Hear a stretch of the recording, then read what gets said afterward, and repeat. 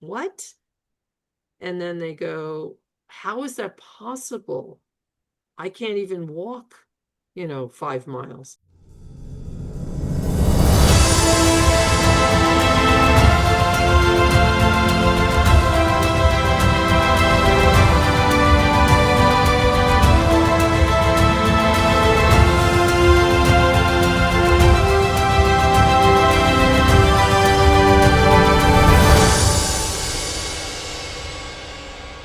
When life's visible and hidden battles make you doubt that peace, love, and full on living are possible, We Win Within brings the proof. Guests crack open their great stories that may overlap with what each of us carries, sharing raw truths, hard won discoveries, and triumphs that illuminate the road for us all. I'm Hindi Stegman, daughter of Holocaust survivors, speaker, coach, and fellow journeyer in life, inviting you to listen, look inside, and claim the champion already rising in your heart. So, hi, everybody. I'm Hindi Stegman, and I'm your host for the We Win Within podcast.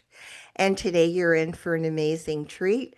We have a wonderful woman named Carla Rose who's going to be sharing all kinds of things with us, especially her journey of how she came from point A to point B.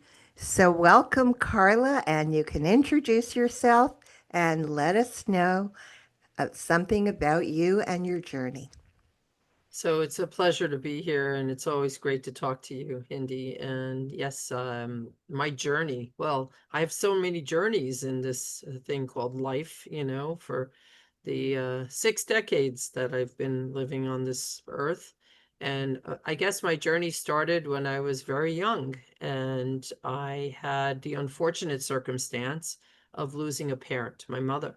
So I was 10 years old and my mother was 32. And unfortunately, she had a medical illness that caused her to lose her life. And at that point, I realized that she was my everything. And I realized that life was very precious. And so when I got to be 32, I believed that I lived every day to the fullest and I got a gift. So the next 32 years, I've been here a long time, it has been a gift. And so I want to make the most of it. And my life has always been about service because for about a year and a half of the time, right before she passed away, my brother and I were living in a congregate care facility where we were not with my father because he didn't have a place for us to come. And at that time, and so we were going to school and living in like a dormitory, with other kids. And so I realized that every day is a gift and a blessing, and that's how I've lived my life since. And she's my inspiration, my mom, Jane, and I have her picture in front of me. So every time I participate in something online, I'm looking right at her. So, would you say your mom is your why? You know, the expression when your why is big enough, the how becomes easy. Is your mother your main why? Or you have Well, many whys I depending? Yes, I do. I have many whys, but there's also a picture there of my dad who has since passed away as well, and he was quite the character. So I have part of him in my life too. And then there's a picture of the four of us with my brother. I have one brother. So I went on to very much later in life have twins, and they were a gift, but also a choice because they were IVF. So I chose to bring them into the world. And it's like I do everything else, and I became a marathon runner at the age of 60. And it's interesting because now I sit before you and I look back on my life and I say, wow, how did I get here? So the why is partially because, of the love that I felt for my mother for the 10 years of life. And actually, she had the most beautiful smile. So whenever I encounter someone with this countenance, with this smile, I immediately feel drawn to them. And it's just been something I look for my whole life. So it's the light that was within her. So my mission and purpose in life is to shine my light so that others can find theirs and be, able to shine their own. And so the how, it's interesting. So there's many whys, and I always believe anything is possible. So all of the things that I've journeyed to in my life, they were either a thought that someone else had and they said, "Hey, do you want to do this?" And I'm like, "Yeah, why not?" Because remember, I live with the notion that every day is a gift past the age of 32. So let's go back for a second. The fact that you weren't living with your father and you and your brother were in this um, aggregate, did you call it? Congregate care. Okay. When you left that, were you angry? Did you carry anger with you? Were you frustrated? Were you what? That's an interesting question. I was only there for a year and a half and I was 10, right? So I was 11 and a half when I came back to my father and my stepmother. And interestingly, I was very sad, and yes, I was angry that my mother died. Obviously, she was my world.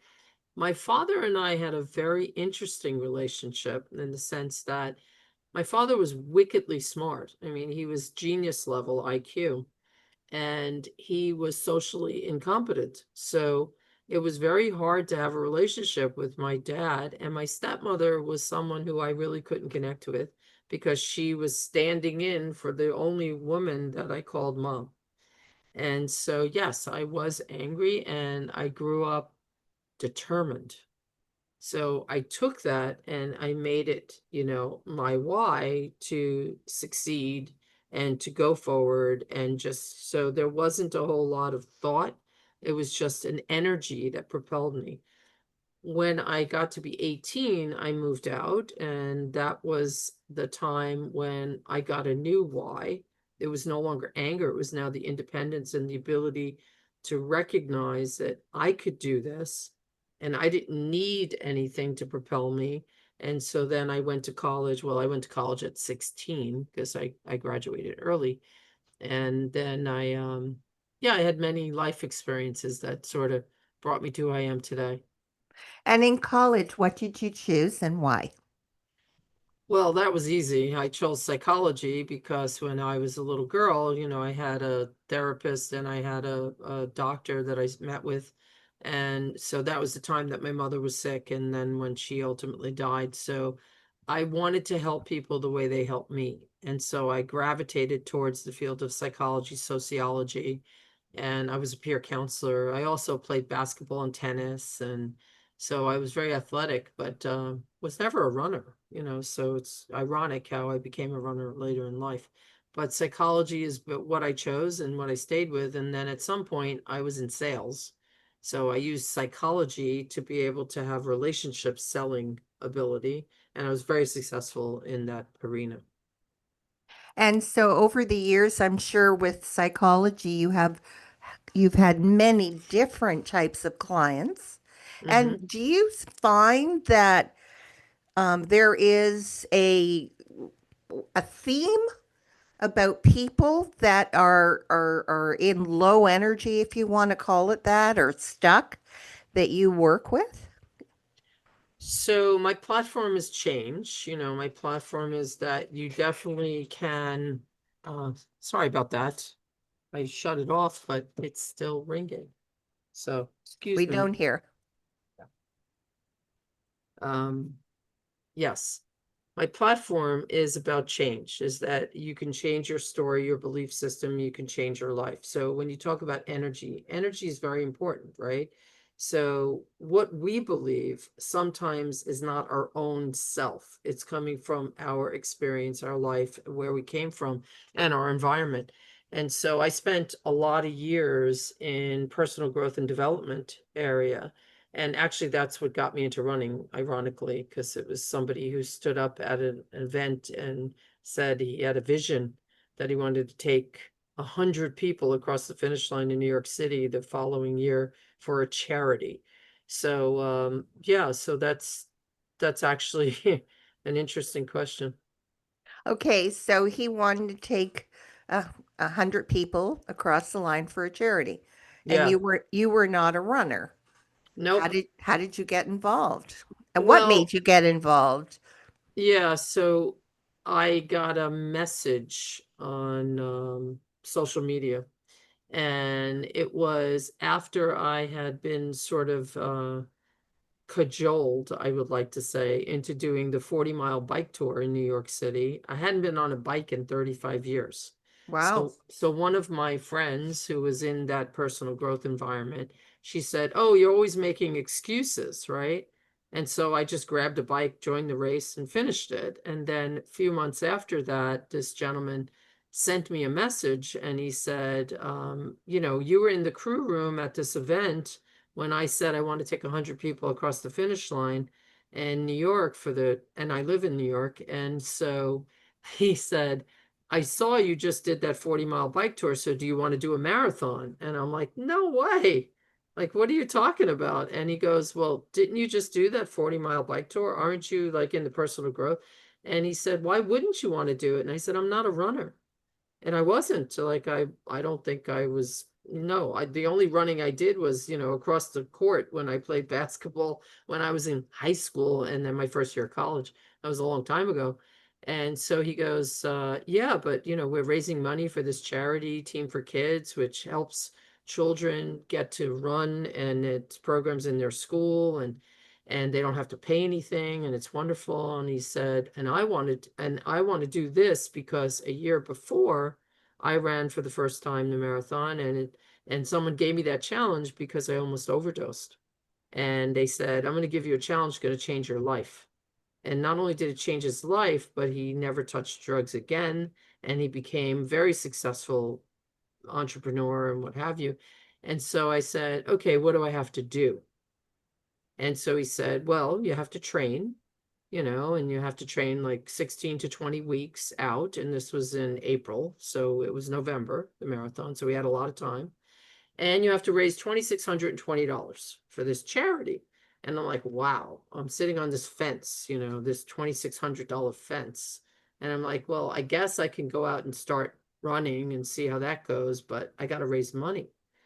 So I said, okay, I'll do it. And from April to November, I trained. I never ran more than 13 miles, 14 miles total in training. I did a couple of races. My first race, it was a 5-mile race, and that was in June. And I couldn't run more than 2 miles, and I finished it. Every race I signed up for, I finished. So I went to the marathon, not really well trained. I raised $3,000 for the charity, so that got me the entry into the marathon. And I finished that marathon in 7 hours and 32 minutes. Wow. And it was amazing to me because my mindset was, if I'm going to do this thing, I'm going to finish. I never doubted that I would finish, but believe me, going through New York, up bridges and all around and, all through the boroughs, there were moments when I was like, wow, how is this going to happen?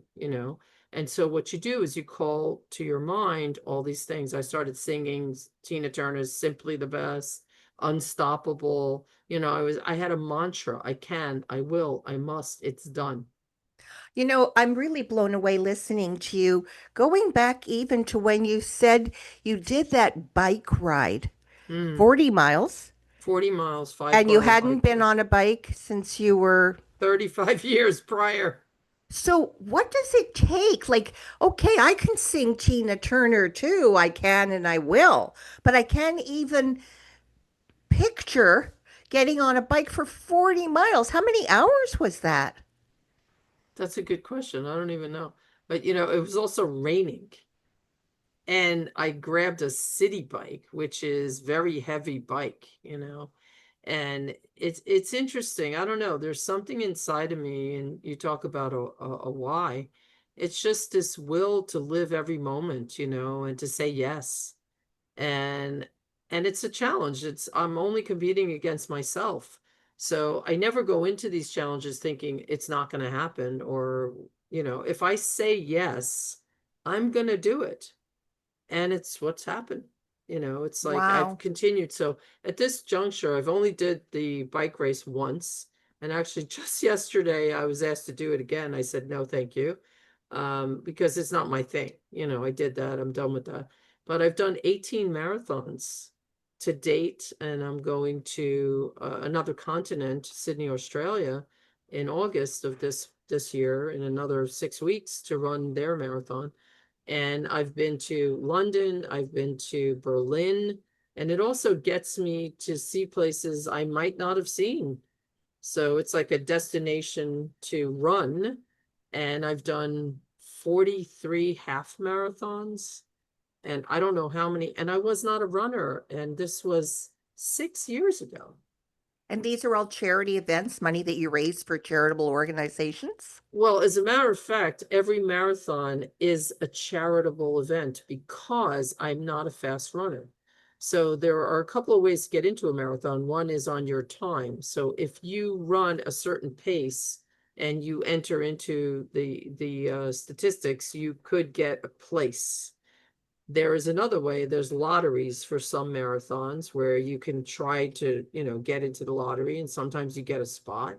And then the third way is by charity. So I have raised over $15,000 at this point for many charities. Team for Kids is one that I raised for. And then in New York City, they have a program where if you run 9 races and you volunteer at a race in person, you get guaranteed entry into New York City Marathon. So I've run New York 6 times at this Wow. point. So, what would you say to someone who comes to you and says, Carla, you know, I see people running. It's something that I would love to do. I just can't even imagine how to get started. I'm not an athlete. I don't even like to work out. Help me. Yeah, so it's all about mindset, really. So you first have to decide that this is what you want. And then you have to stop telling yourself that I'm not. So it's a change to I can, I am, right? So I am a marathon runner. 6 years ago, I was not a runner. And now I am a marathon runner, right? So I would say that if you truly want to do something, then you have to believe it's possible. And I can help you with that because I can help your language and focus, and I can tell you when you're saying something that's not resourceful, right? So, language, do you believe that it's really important what we say to ourselves? It's the internal language. I'm not good enough. I'm not smart enough. I'm not whatever enough. That word enough, I think, comes up a lot, right? Yeah, so yes, and also it's the external environment, right? There's a saying that it's not my saying, but you look at the 5 people you surround yourself with, and I'll tell you what your life is, right? And it's really important because if you're hanging around with people that are all saying, like, I wish I had that, or I wish I could do this, you're going to be one of them, right? But if you're hanging around with people that are achievers, that are beautiful humans, that are providing service into the world, guess what? You're going to participate in that because energetically, you're lifted into the same place as they are. So it is language, but it's not only internal dialogue, because the internal voice is your own voice, but it also was put there by other people. So you decide which voice you're going to listen to. And then you could say to that voice, not today. That's not what I want. And you could decide, where do you want to focus your energy? Because the human brain is a wonderful thing. Whatever we tell it, that's what we do. It's Right. kind of like if you want to buy a car, right? It's a very simple analogy. So when I wanted to buy a car, I had a model in mind. I had a color in mind, right? Then I would go out on the street, and what did I see? That model in that color. There were a lot of cars on the street, but because I wanted to buy a red BMW, all I saw were the red BMWs. And that's because we're focused on it and we bring it to us. I use that technology when I want a parking spot in New York City for alternate side. I swear, it's the truth. And Does it work? oh my God, it works every time. Every time. And you are frozen. Okay, you're back. You were Yeah, frozen for a second. I know. Well, it's because it was a good point to be frozen on. But it's Okay. like, it's true. Like I think to myself, okay, I want to park on this side of the street for the alternate side, and I envision the area. I know what the times are, and I say, okay, I'm going to go down that street, and I'm going to go down that street. Every time I get a parking spot, it's true, because I'm just focusing my energy, and you might say that's foo-foo stuff, but it really works. Oh, you're talking to the queen of foo-foo. So, you know the expression where energy, where, where the mind goes, energy flows, right? Yeah, yeah. And so let's go back for a second. I'm really intrigued with this running and being involved or being around people that are positive or doing something that you aspire to do. So, what about being a volunteer first, before even going out to run, just hanging around and being a volunteer? Is that a good idea?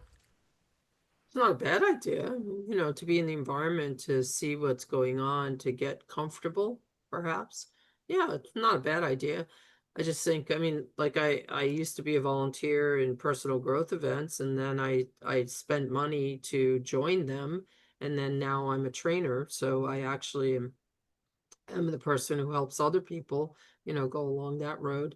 But it's like in life, anything that you're interested in, if you can observe it, and it takes away the fear, the false evidence appearing real, right?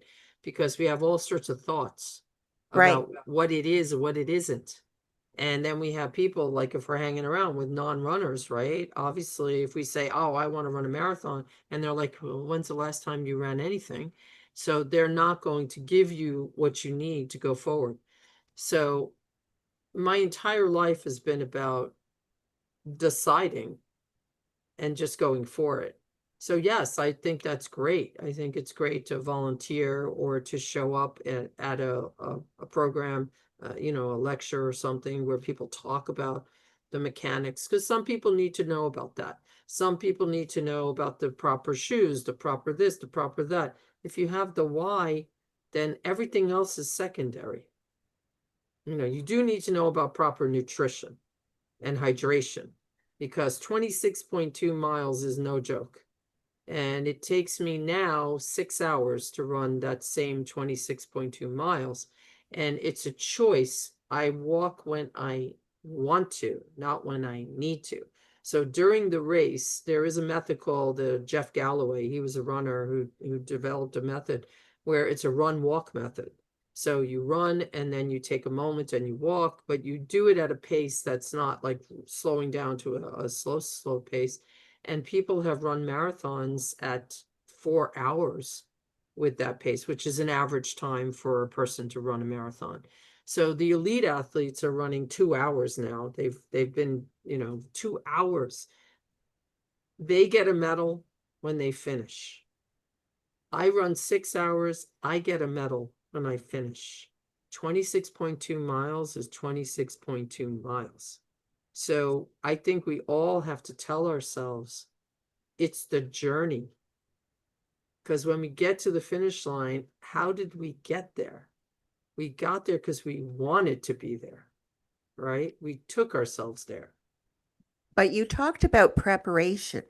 Mm-hmm. So you wanted to be there, but you did the work Yes. and you prepared your body, whether Mm-hmm. it was with proper nutrition, with drinking water. So there were life changes, I'm assuming, that Oh, you yeah. had to make in order to get ready so that you could do those marathons. Yes. Yes. And actually, the number one change is the belief. Once you have the belief, then you tell yourself, okay, what do I have to do to be able to get to that 26.2 miles.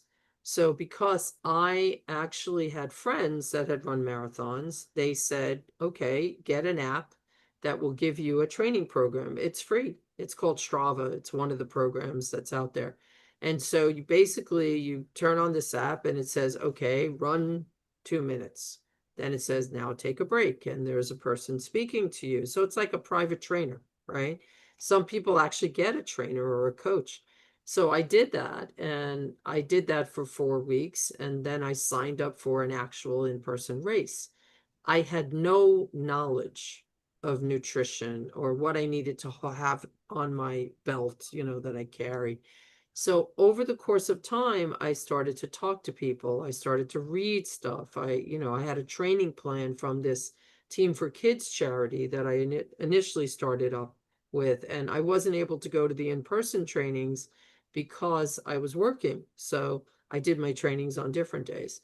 So over the course of the first year, I learned what I needed to do. And over the course of the last 6 years, I refined it. I found out that I needed less nutrition. I needed more hydration. I needed electrolytes or whatever. And then I also have high blood pressure and I have asthma. So I have to account for that. So if it's very hot, I have to have the certain electrolytes or whatever like that. So all of this is because it's a desire to do something, and then you want to do it safely and you want to do it the right way. So, Wow. So even though you have the high blood pressure and asthma, I mean, asthma, that's hard to breathe, yeah. especially in New York and it's hot and humid when you're running. I mean, Carla, really, that is amazing that you said, I don't care, even though I Hmm. have this, I will do whatever it takes. Yeah, and that's like going back to, when I was 10 years old and I saw that, your life could be over. There's no guarantee. So why not? It's kind of like, yeah, what the heck, you might as well. I mean, there's going to be a marathon in New York in November every year. And now that I've done it a couple of times, people say, why do you keep doing it? Like, you've already done it. Like, I've got so many medals, and I don't run for medals. It's a personal accomplishment, and I just want to get better and more efficient. And I'm enjoying it. It's a lot of fun. And when you see these young children that are running they also have kids races and they have Team for Kids sponsorship. I realize that that money that I raise so I can run, because I can't run unless I raise money. There are marathons that you can sign up for that are not world majors that you can pay like $150 and you can go and sign up. But the world majors, they're not like that. And so it brings me joy. It brings me joy. And think about this. If you're 2 years old and you run a quarter mile and they put a medal around your neck, what do you think that 5-year-old person will be like when the memory and the anchor of I did that? Wow. you know and this 60-year-old at the time that I ran my first marathon was like, wow. Now when I meet people and I talk to them and they go, how many marathons have you done? And I just say 18 and they go, what? And then they go, how is that possible? I can't even walk, 5 miles. And I'm like, it's possible if you make it possible. I see people, Hindi, with one leg. I see people that are like their body is curved over. I met a man who is 75 who has Parkinson's, and he's at every race in New York, and he does his best and he finishes. And it's amazing. There's a group called the Striders, which are over 65, and they're the oldest Strider is 87. 2 years ago, we took an 85-year-old man across the finish line in New York City in 8 hours. He Wow. finished and he got a medal and he signed up for this year. So anything is possible. I think the oldest person to run a marathon was 100. And there was a man who actually, it's embarrassing. He's 90 and he ran a marathon in less time than I do. So, but it's a beautiful thing. It really is a beautiful thing.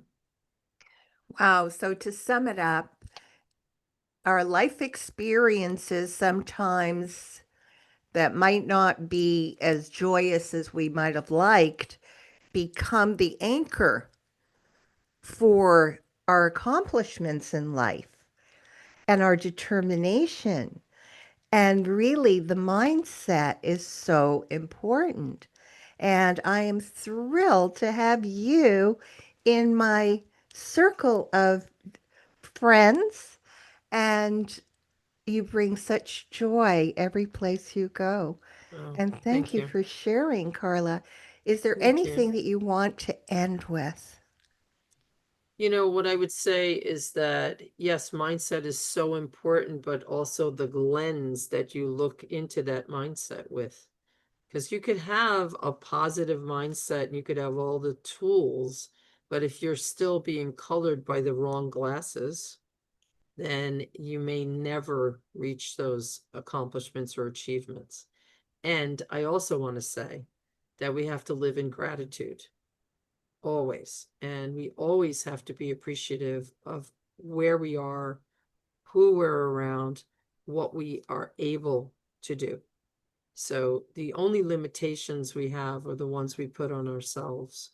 And so it's such a delight to be able to say those things and to shine the light, but to also see the light in others and to encourage them to let their light shine. Beautiful. What a wonderful way to end. Well, thank you so much, Carla, and wishing you much success on all your races. I'm so excited and I can't wait to hear more. So Thank have you. a beautiful day. Bye bye. You too. Take care. Bye.